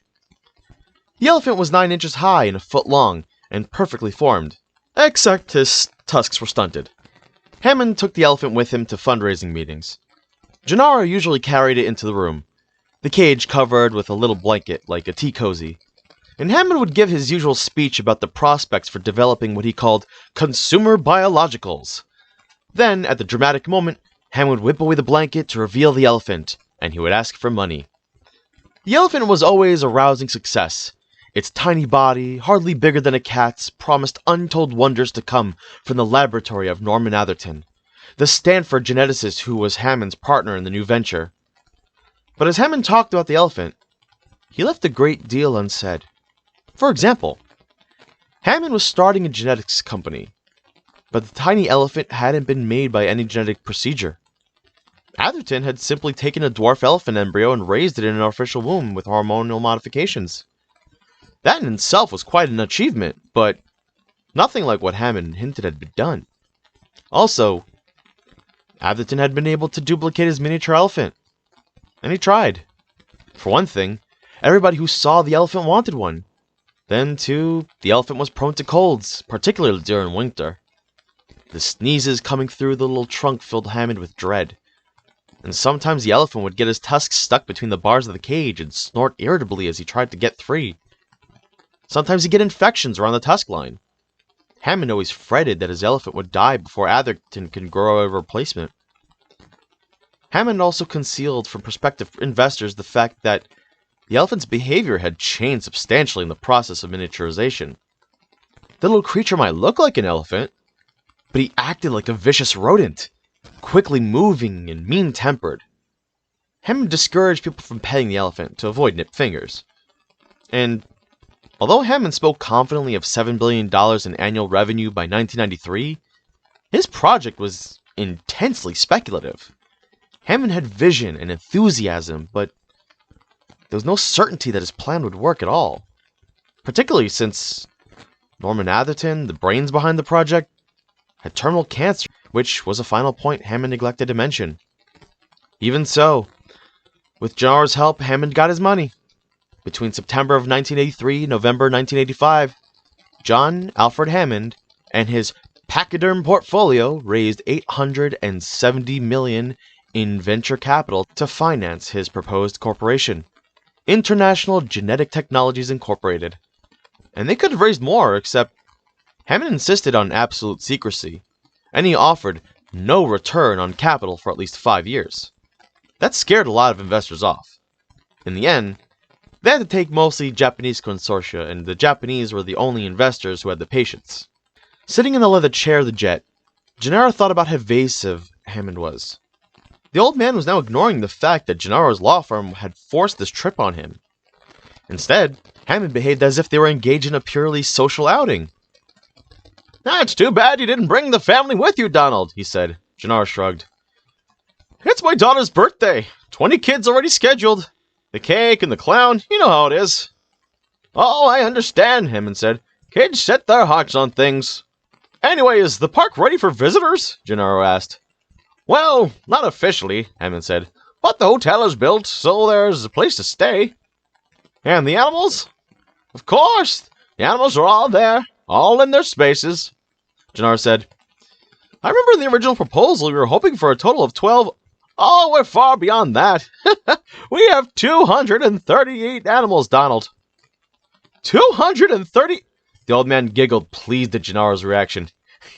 "You can't imagine it. We have herds of them." 238? How many species? 18 different species, Donald. "That's incredible," Gennaro said. That's fantastic. And what about all the other things you wanted? The facilities, the computers?" All of it, Hammond said. "Everything's on the island, state of the art. You'll see for yourself, Donald. It's perfectly wonderful. That's why this concern is so misplaced.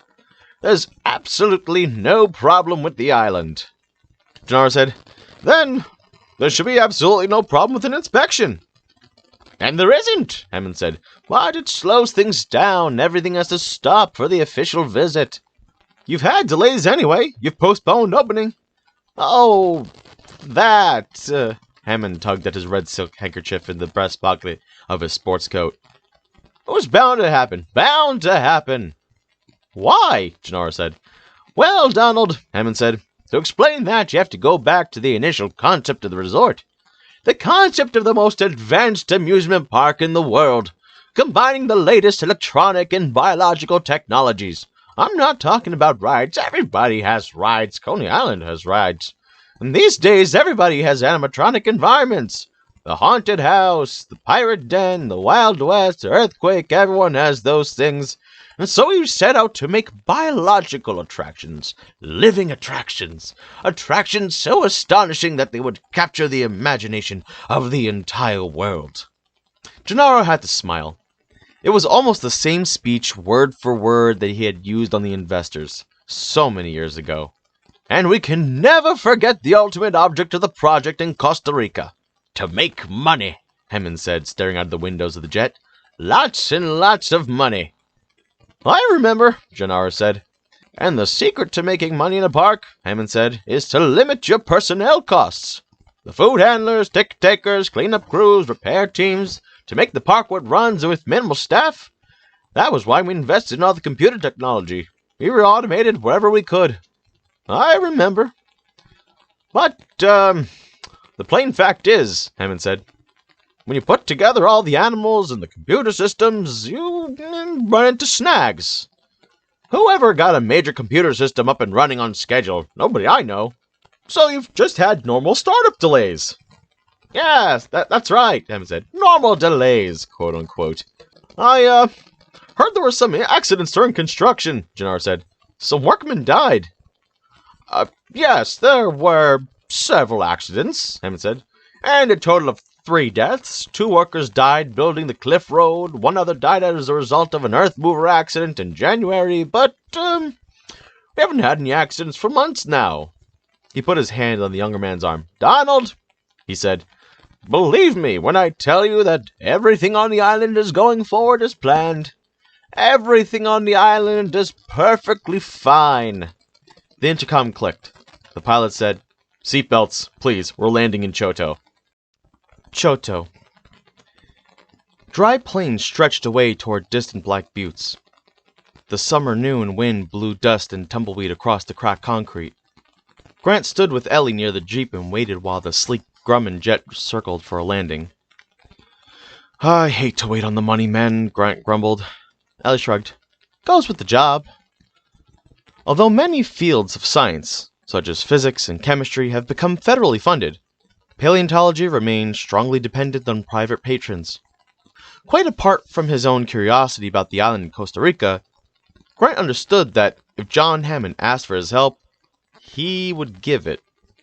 That was how patronage worked, how it always worked. The little jet landed and rolled quickly toward them. Ellie shouldered her bag. The jet came to a stop and a stewardess in a blue uniform had opened the door. Inside, he was surprised at how cramped it was. Despite the luxurious appointments, Grant had to hunch over as he went to shake Hammond's hand. "Dr. Grant and Dr. Sattler," Hammond said, "it's good of you to join us. Allow me to introduce my associate, Donald Gennaro." Gennaro was a stocky, muscular man in his mid-30s wearing an Armani suit and wire-frame glasses. Grant disliked him on sight. He shook hands quickly. When Ellie shook hands, Gennaro said in surprise, "You're a woman!" "These things happen," she said, and Grant thought, she doesn't like him either. Hammond turned to Gennaro. "You know, of course, what Dr. Grant and Dr. Sattler do. They're paleontologists. They dig up dinosaurs." And they began to laugh, as if he found the idea very funny. "Take your seats, please," the stewardess said, closing the door. Immediately the plan began to move. "You'll have to excuse us," Hammond said, "but we are in a bit of a rush. Donald thinks it's important we get right down there." The pilot announced 4 hours flying time to Dallas, where they would refuel and then go to Costa Rica, arriving the following morning. "And how long will we be in Costa Rica?" Grant asked. "Well, that really depends," Gennaro said. "We have a few things to clear up." "Take my word for it," Hammond said, turning to Grant. "We'll be down there no more than 48 hours. Grant buckled his seatbelt. "This island of yours that we're going to, I haven't heard anything about it before. Is it some kind of secret?" In a way," Hammond said.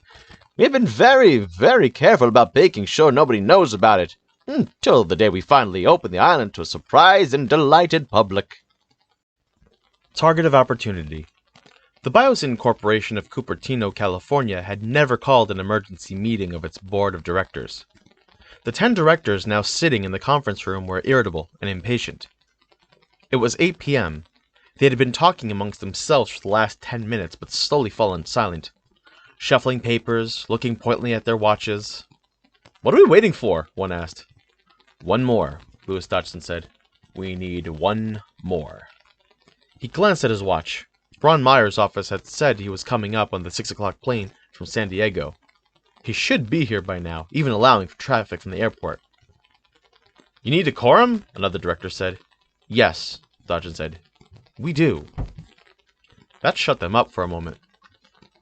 A quorum meant that they were going to be asked to make an important decision, and God knows that they were. Although Dodgson would have preferred not to call a meeting at all. But Steingarten, the head of Biosyn, was adamant. "You'll have to get their agreement for this one, Lou," he said. Depending on who you talk to, Louis Dodgson was famous as the most aggressive geneticist of his generation. Or the most reckless. 34, balding, hawk-faced, and intense, he had been dismissed by Johns Hopkins as a graduate student for planning gene therapy on human patients without obtaining the proper FDA protocols. Hired by Biosyn, he had conducted the controversial rabies vaccine test in Chile. Now, he was the head of product development at Biosyn, which supposedly consisted of reverse engineering, taking a competitor's product, tearing it apart, learning how it worked, and then making your own version. In practice, it involved industrial espionage, much of it directed toward the InGen Corporation. In the 1980s, a few genetic engineering companies began to ask, what is the biological equivalent of the Sony Walkman? These companies weren't interested in pharmaceuticals or health.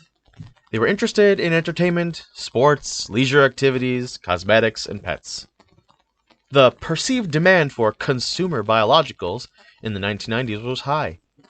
InGen and Biosyn were both at work in this field. Biosyn had already achieved some success, engineering a new pale trout under contract to the Department of Fish and Game of the state of Idaho. This trout was easier to spot in the streams, and was said to represent a step forward in angling, at least in eliminating complaints to the Fish and Game Department that there were no trout in the streams. The fact that the pale trout sometimes died of sunburn, and that its flesh was soggy and tasteless, was not discussed. Biosyn was still working on that, and the door opened, and Ron Meyer entered the room, slipped into the seat. Dodgson now had his quorum, and immediately stood. "Gentlemen," he said, "we're here tonight to consider a target of opportunity. InGen." Dodgson quickly reviewed the background. InGen's startup in 1983, with Japanese investors, the purchase of the 3 Cray XMP supercomputers, the purchase of Isla Nublar in Costa Rica, the stockpiling of amber, the unusual donations to zoos around the world, from the New York Zoological Society to the Ranthambore Wildlife Park in India. Despite all these clues, Dodgson said, we still had no idea where InGen might be going. The company seemed obviously focused on animals, and they had hired researchers with an interest in the past, paleobiologists, DNA phylogeneticists, and so on. Then in 1987, InGen bought an obscure company called Millipore Plastic Products in Nashville, Tennessee. This was an agribusiness company that had recently patented a new plastic with the characteristics of an avian eggshell. This plastic could be shaped into an egg and used to grow chick embryos. Starting the following year, InGen took the entire output of this Millipore plastic for its own use. "Dr. Dodgson, this is all very interesting. At the same time," Dodgson continued, "construction was begun on Isla Nublar. This involved massive earthworks, including a shallow lake 2 miles long in the center of the island. Plans for resort faculties were laid out in a high degree of confidentiality, but it appears that InGen has built a private zoo of large dimensions on the island." One of the directors leaned forward and said, "Dr. Dodgson, so what?" "It's not an ordinary zoo," Dodgson said. "This zoo is unique in the world. It seems that InGen has done something quite extraordinary. They have managed to clone extinct animals from the past." "What animals?" "Animals that hatch from eggs, and that require a lot of room in a zoo." "What animals?"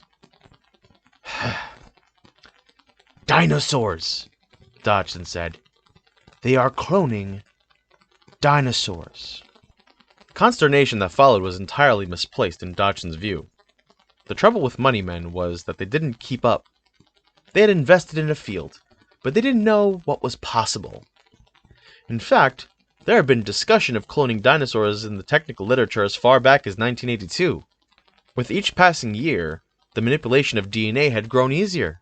Genetic material had already been extracted from Egyptian mummies, and from the hide of quagga, a zebra-like African animal that had become extinct in the 1880s.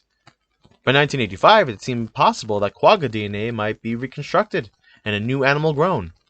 If so, it would be the first creature brought back from extinction solely by reconstruction of its DNA. If that was possible, what else was also possible? The mastodon? The saber-toothed tiger? The dodo? Or even a dinosaur? Of course, no dinosaur DNA was known to exist anywhere in the world, but the grinding up of large quantities of dinosaur bones, it might be possible to extract fragments of DNA. Formerly, it was thought that fossilization eliminated all the DNA, but now, that was recognized as untrue. If enough DNA fragments were recovered, it might be possible to clone a living animal. Back in 1982, the technical problems had seemed daunting, but there was no theoretical barrier. It was merely difficult, expensive, and unlikely to work. Yet, it was certainly possible, if anyone cared to try. InGen had apparently decided to try. What they've done, Dodgson said, is build the greatest single tourist attraction in the history of the world. As you know, zoos are extremely popular. Last year, more Americans visited zoos than all professional baseball and football games combined. And the Japanese love zoos. There are 50 zoos in Japan and more being built. And for this zoo, InGen can charge whatever they want. $2,000 a day, $10,000 a day.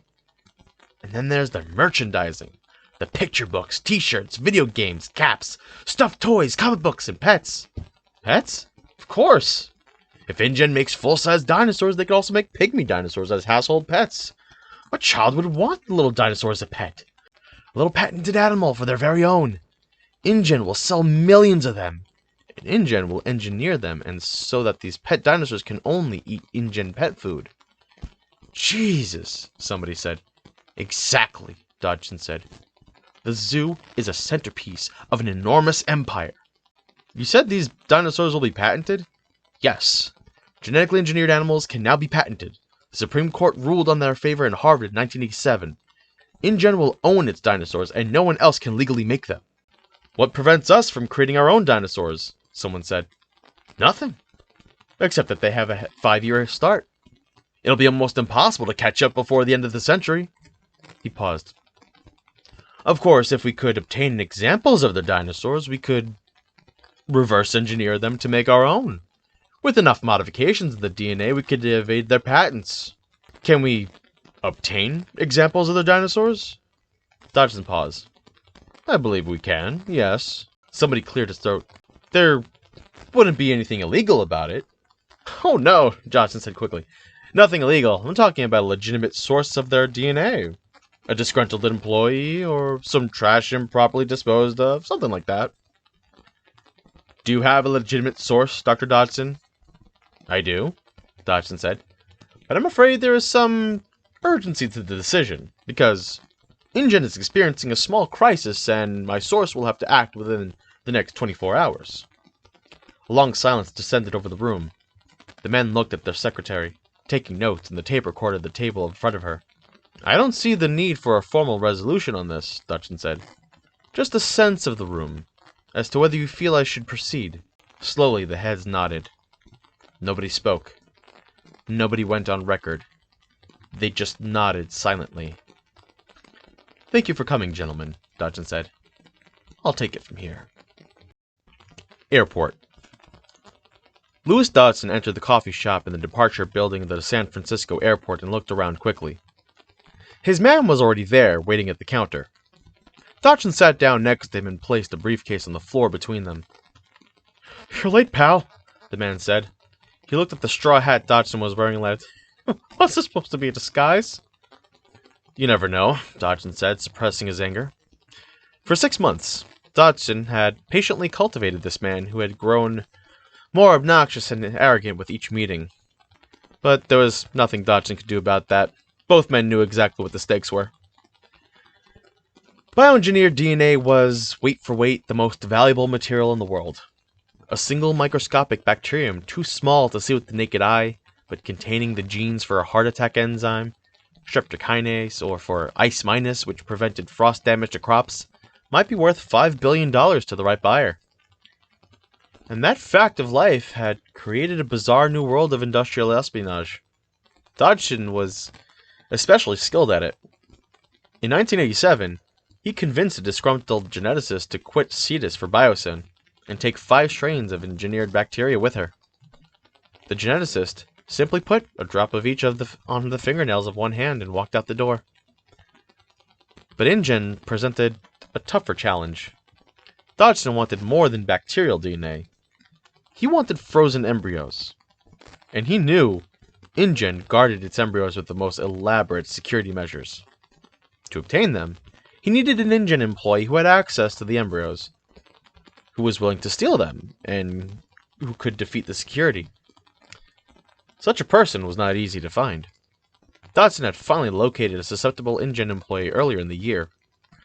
Although this particular person had no access to genetic material, Dodgson kept up the contact, meeting the man monthly in Carlos and Charlie's in Silicon Valley, helping him in small ways, and now that InGen was inviting contractors and advisors to visit the island, it was the moment that Dodgson had been waiting for, because it meant this man would have access to the embryos. "Let's get down to it," the man said. "I've got 10 minutes before my flight." "You want to go over it again?" Dodgson said. "Hell no, Dr. Dodgson," the man said. "I want to see the damn money." Dodgson flipped the latch of the briefcase and opened a few inches. The man glanced down casually. "That's all of it?" "That's half of it. $750,000. "Okay, fine." The man turned away, drank his coffee. "That's fine, Dr. Dodgson."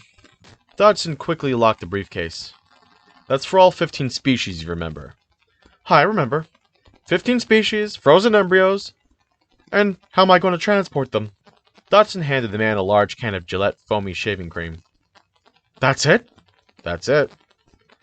"They may check my luggage." Dodgson shrugged. "Press the top," he said. The man pressed it, and white shaving cream puffed into his hand. "Not bad." He wiped the foam on the edge of his plate. "Not bad." "The can's a little heavier than usual, is all." Dodgson's technical team had been assembling around the clock for the last 2 days. Quickly, he showed him how it worked. "How much coolant gas is inside?" "Enough for 36 hours. The embryos have to be back in San Jose by then." "That's up to your guy in the boat," the man said. "Better make sure he had a portable cooler on board." "I'll do that," Dodgson said. "And let's just review the bidding." "The deal is the same," Dodgson said. $50,000 on delivery of each embryo. If they're viable, an additional $50,000 each. "That's fine. Just make sure you have the boat waiting at the end of the east dock of the island. Friday night. Not the north dock, where the big supply boats arrive. The east dock. It's a small utility dock. You got that?" "I got it," Dodgson said. "When will you be back in San Jose?" Probably Sunday." The man pushed away from the counter. Dodgson fretted. "You sure you know how to work that?" "I know," the man said. "Believe me, I know." "Also," Dodgson said, "we think the island maintains constant radio contact with InGen corporate headquarters in California, so..." "Look, I got it covered," the man said. "Just relax, and get the money ready when I want it all Sunday morning in San Jose Airport in cash." "It'll be waiting for you," Dodgson said. "Don't worry." Malcolm. Shortly before midnight, he stepped on the plane at the Dallas airport.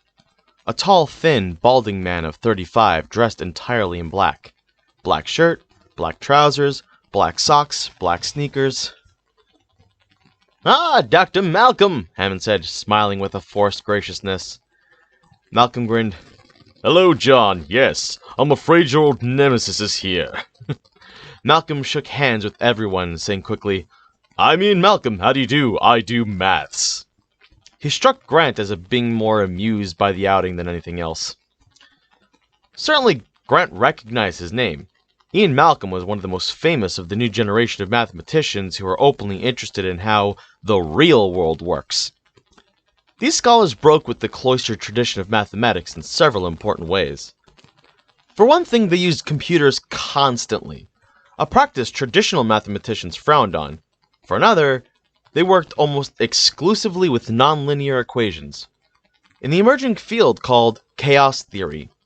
For a third, they appeared to care that the mathematics described something that actually existed in the real world. And finally, as if to emphasize their emergence from academia into the world, they dressed and spoke with what other senior mathematicians called a deplorable excess of personality. In fact, they often behaved like rock stars. Malcolm sat in one of the padded chairs. The stewardess asked him if he wanted a drink. He said, "Diet Coke, shaken, not stirred." Humid Dallas air drifted through the open door. Ellie said, "Isn't it a little warm for black?" "You're extremely pretty, Dr. Sattler," he said. "I could look at your legs all day, but no, as a matter of fact, black is an excellent color for heat. If you remember your black body radiation, black is actually best in heat, efficient radiation. In any case, I wear only two colors, black and gray." Ellie was staring at him, her mouth open. "These colors are appropriate for any occasion," Malcolm continued, "and they go well together. Should I mistakenly put on a pair of gray socks with my black trousers?" "But don't you find it boring to wear only two colors?" "Not at all. I find it liberating. I believe my life has value, and I don't want to waste it thinking about clothing," Malcolm said. "I don't want to think about what I will wear in the morning. Truly, can you imagine anything more boring than fashion? Professional sports, perhaps, grown men swatting little balls while the rest of the world pays money to applaud. But on the whole, I find fashion even more tedious than sports." "Dr. Malcolm," Hammond explained, "is a man of strong opinions." "And mad as a hatter," Malcolm said cheerfully. "But you must admit, these are non-trivial issues. We live in a world of frightful givens. Is it given that you will behave like this? Given that you will care about that? No one thinks about the givens. Isn't it amazing? In the information society, nobody thinks. We expected to banish paper, but we actually banished thought." Hammond turned to Gennaro and raised his hands. "You invited him." "And a lucky thing, too," Malcolm said, "because it sounds as if you have a serious problem." "We have no problem," Hammond said quickly. "I've always maintained this island would be unworkable," Malcolm said. "I've predicted it from the beginning." He reached into a soft leather briefcase. "And I trust by now we all know what the eventual outcome is going to be. You're going to have to shut the thing down." "Shut it down?" Hammond said angrily. "That's ridiculous." Malcolm shrugged, indifferent to Hammond's outburst. "I've brought copies of my original paper for you to look at," he said. "The original consultancy paper I did for InGen. The mathematics are a bit sticky, but I can walk you through it. Are you leaving now?" "I have some phone calls to make," Hammond said, and went into the adjoining cabin. "Well, it's a long flight," Malcolm said. "At least my paper will give you something to do." The plane flew through the night. Grant knew that Ian Malcolm had his share of detractors, and he could understand why some found his style too abrasive and his applications of chaos theory too glib. Grant thumbed through the paper, glancing at the equations. Gennaro said, Your paper concludes that Hammond's Island is about to fail?" "Correct." "Because of chaos theory?" "Correct. To be more precise, because of the behavior of the system in phase space." Gennaro tossed the paper aside and said, "Can you explain this in English?" "Surely," Malcolm said. "Let's see where we have to start. You know what a nonlinear equation is?" "No." "Strange attractors?" "No." "All right," Malcolm said. "Let's go back to the beginning." He paused, staring at the ceiling. "Physics has had great success at describing certain kinds of behavior. Planets in orbit, spacecraft going to the moon, pendulums and springs and rolling balls, that sort of thing. The regular movement of objects. These are described by what are called linear equations, and mathematicians can solve these equations easily. We've been doing it for hundreds of years." "Oh, okay," Gennaro said. "But there's another kind of behavior which physics handles badly. For example, anything to do with turbulence. Water coming out of the spout, air moving out of an airplane wing, weather, blood flowing through the heart. Turbulent events are described by nonlinear equations. They're hard to solve, in fact. They're usually impossible to solve. So, physics have never understood this whole class of events. Till about 10 years ago. The new theory that describes them is called chaos theory. Chaos theory originally grew out of attempts to make computer models of weather in the 1960s. Weather is a big, complicated system, namely for the Earth's atmosphere, and it interacts with the land and the sun.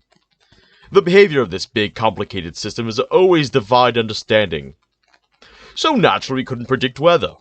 But what the early researchers learned from the computer models was that, even if you could understand it, you still couldn't predict it.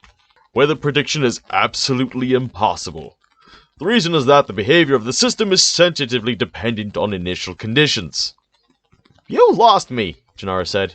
If I use a cannon to fire a shell of a certain weight, at a certain speed, at a certain angle of inclination, and if I fire a second shell with almost the same weight, speed, and angle, what will happen? The two shells will land at almost the same spot? Right, Malcolm said. That's linear dynamics. Okay.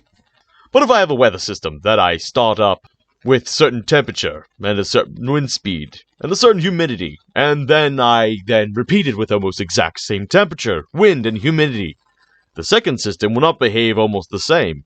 It'll wander off and rapidly will become very different from the first. Thunderstorms instead of sunshine. That's nonlinear dynamics. They are sensitive to initial conditions. Tiny differences become amplified.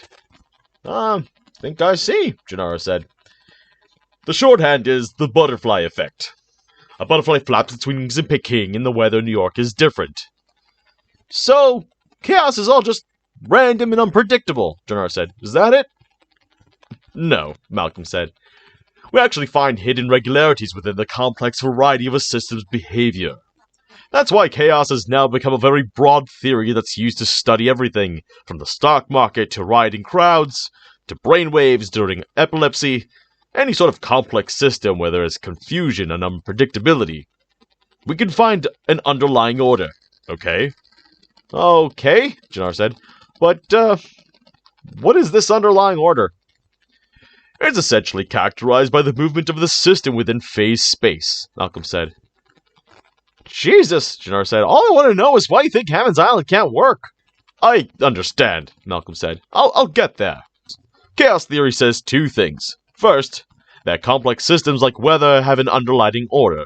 Second, the reverse of that simple systems can produce complex behavior. For example, pool balls. You hit a pool ball and it starts to cream off the sides of the table.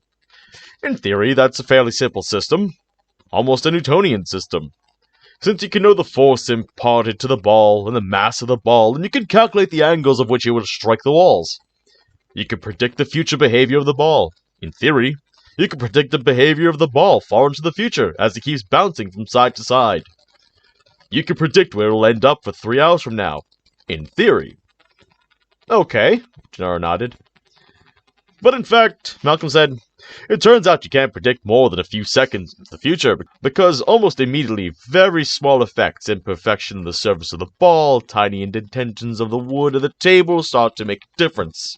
And it doesn't matter how long before they overpower your careful calculations, so it turns out that this simple system of pool ball on the table has unpredictable behavior. Okay. And Hammond's project, Malcolm said, is another apparently simple system. Animals within a zoo environment that will eventually show unpredictable behavior. You know this because of theory, Malcolm said. But hadn't you better see the island to see what he's actually done? No. That's quite unnecessary.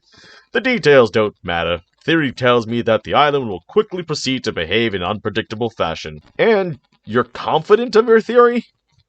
Oh yes, Malcolm said. Totally confident. He sat back in the chair. There is a problem with that island. Isla Nublar. With a whine, the rotors began to swing in circles overhead, casting shadows on the runway of the San Jose airport. Grant listened to the crackle in his earphones as the pilot talked to the tower. They had picked up another passenger in San Jose. a man named Dennis Nedry who had flown in to meet them. He was fat and sloppy, eating a candy bar, and there was sticky chocolate on his fingers, and flecks of aluminum foil in his shirt. Nedry had mumbled something about doing computers on the island and hadn't offered to shake hands. Through the plexi bubble, Grant watched the airport concrete drop away beneath his feet, and he saw the shadow of the helicopter racing along as they went west toward the mountains. "It's about a 40-minute trip," Hammond said from one of the rear seats. Grant watched the low hills rise up, and then they were passing through intermittent clouds, breaking out into sunshine. The mountains were rugged, though he was surprised at the amount of deforestation, acre after acre of denuded, eroded hills. "Costa Rica," Hammond said, "has better population control than other countries in Central America. But even so, the land is badly deforested. Most of this is within the last 10 years. They came down out of the clouds on the other side of the mountains, and Grant saw the beaches of the west coast. They flashed over a small coastal village. "Bahia Nasco," the pilot said. "Fishing village." He pointed north. "Up the coast there, you see the Cabo Blanco Preserve. They have beautiful beaches." The pilot headed straight out over the ocean. The water turned green, and then deep aquamarine. The sun shone on the water, and it was about 10 in the morning. "Just a few minutes now," Hammond said, "and we should be seeing Isla Nublar." Isla Nublar, Hammond explained, was not a true island. Rather, it was a seamount, a volcanic upthrusting of rock from the ocean floor. "Its volcanic origins can be seen all over the island," Hammond said. "There are steam vents in many places, and the ground is often hot underfoot. Because of this, and also the prevailing currents, Isla Nublar lies in a foggy area. As we get there, you'll see, there we are." The helicopter rushed forward, low to the water. Ahead, Grant saw an island, rugged and craggy, rising sharply from the ocean. "Christ, it looks just like Alcatraz," Malcolm said. Its forested slopes were wreathed in fog, giving the island a mysterious appearance. "Much larger, of course," Hammond said. 8 miles long and 3 miles wide at its point. In total, some 22 square miles, making it the largest private animal preserve in North America." The helicopter began to climb, and headed toward the north end of the island.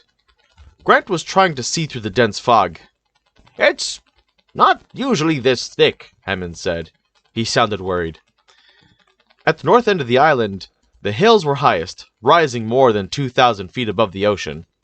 The tops of the hills were in fog, but Grant saw rugged cliffs and crashing ocean below. The helicopter climbed above the hills. "Unfortunately," Hammond said, "we have to land on the island. I don't like to do it because it disturbs the animals. And it's sometimes a bit thrilling." Hammond's voice cut off as the pilot said, "Starting our descent now. Hang on, folks." The helicopter started down, and immediately they were blanketed in fog. Grant heard a repetitive electric beeping through his earphones. He could see nothing at all. Then he began dimly to discern the green branches of pine trees. Reaching through the mist, some of the branches were close. "How the hell is he doing this?" Malcolm said, but nobody answered. The pilot swung his gaze left, then right, looking at the pine forest. The trees were still close. The helicopter descended rapidly. "Jesus," Malcolm said. The beeping was louder. Grant looked at the pilot. He was concentrating. Grant glanced down and saw a giant glowing fluorescent cross beneath the plexi bubble at his feet. There was flashing lights at the corners of the cross. The pilot corrected slightly and touched down on the helipad, and the sound of the rotors faded and died. Grant sighed and released his seatbelt. "We have to come down fast that way," Hammond said. "'Cause of the wind shear. There's often bad wind shear on this peak. And, well, we're safe." Someone was running up to the helicopter. A man with a baseball cap and red hair. He threw open the door and said cheerfully, "Hi, I'm Ed Regis. Welcome to Isla Nublar, everybody. And, watch your step, please." A narrow path wound down the hill. The air was chilly and damp. As they moved lower, the mist around them thinned, and Grant could see the landscape better. It looked, he thought, rather like the Pacific Northwest, the Olympic Peninsula. "That's right," Regis said. primary ecology is deciduous rainforest, rather different from the vegetation on the mainland, which is more classical rainforest, but this is a microclimate that only occurs at elevation. On the slopes of the northern hills, the majority of the island is tropical. Down below, they could see the white roofs of large buildings nestled among the planting. Grant was surprised. The construction was elaborate. They moved lower, out of the mist, and now he could see the full extent of the island, stretching away to the south. As Regis said, it was mostly covered in tropical forest. To the south, rising above the palm trees, Grant saw a single trunk with no leaves at all. Just a big curving stump. Then the stump moved, and twisted around to face the new arrivals. Grant realized that he was not seeing a tree at all. He was looking at the graceful, curving neck of an enormous creature, rising 50 feet into the air. He was looking at a dinosaur. "Welcome." "My God," Ellie said softly. They were all staring at the animal above the trees. "My God." Her first thought was that the dinosaur was extraordinarily beautiful. Books portrayed them as oversized, dumpy creatures, but this long-necked animal had a gracefulness, almost a dignity about its movements. And it was there was nothing lumbering or dull in its behavior. The sauropod peered alertly at them and made a low trumpeting sound, rather like an elephant. A moment later, a second head rose above the foliage, and then a third, and a fourth. "My God," Ellie said again. Jannar was speechless. He had known all along what to expect. He had known about it for years, but yet somehow never believed it would happen. And now he was shocked into silence. The awesome power of the new genetic technology, which had formerly considered to be just so many words in an overwrought sales pitch, the power suddenly became clear to him. These animals were so big. They were enormous, big as a house, and so many of them. Actual damn dinosaurs. Just as real as he could want. Jannar thought, we're going to make a fortune on this place. A fortune. He hoped to God the island was safe. Grant stood on the patch of the side of the hill, with the mist on his face, staring at the gray necks craning above the palms. He felt dizzy, as if the whole ground were sloping away too steeply. He had trouble getting his breath, because he was looking at something he'd never expected to see in his life. Yet, he was seeing it. The animals in the midst were perfect apatosaurs, medium-sized sauropods. His stunned mind made academic associations. North American herbivores, late Jurassic Horizon, commonly called brontosaurs, first discovered by E.D. Cope in Montana in 1876, specimens associated with Morrison Formation, Strata in Colorado, Utah, and Oklahoma. Recently, Berman and McIntosh have reclassified it as Dilophodus based on the skull appearance. Traditionally, brontosaurs were thought to spend most of the time in the shallow water, which would help support its large bulk. Although this animal was clearly not in the water, it was moving much too quickly. The head and neck shifting above the palms in a very active manner, a surprisingly active manner. Grant began to laugh. What is it?" Hammond said, worried. "Is something wrong?" Grant just shook his head and continued to laugh. He couldn't tell them that was funny was that he had seen the animal for only a few seconds, but he had already began to accept it and to use his observations to answer long-standing questions in the field. He was still laughing as he saw a fifth and sixth neck crane up above the palm trees. The sauropods watched the people arrive. They reminded Grant of oversized giraffes. They had the same pleasant, rather stupid gaze. "I take it they're not animatronic," Malcolm said. "They're very lifelike." "Yes, they certainly are," Hammond said. "Well, they should be, shouldn't they?" From the distance, they heard the trumpeting sound again. First one animal made it, then the others joined in. "That's their call," Edry just said, "welcoming us to the island." Grant stood and listened for a moment, entranced. "You probably want to know what happens next," Hammond was saying, continuing down the path. "We've scheduled a complete tour of the facilities for you and a trip to see the dinosaurs in the park later this afternoon. I'll be joining you for dinner and will answer any remaining questions you may have then. Now, if you'll go with Mr. Regis." The group followed Ed Regis toward the nearest buildings. Over the path, a crude hand-painted sign read, "Welcome to Jurassic Park."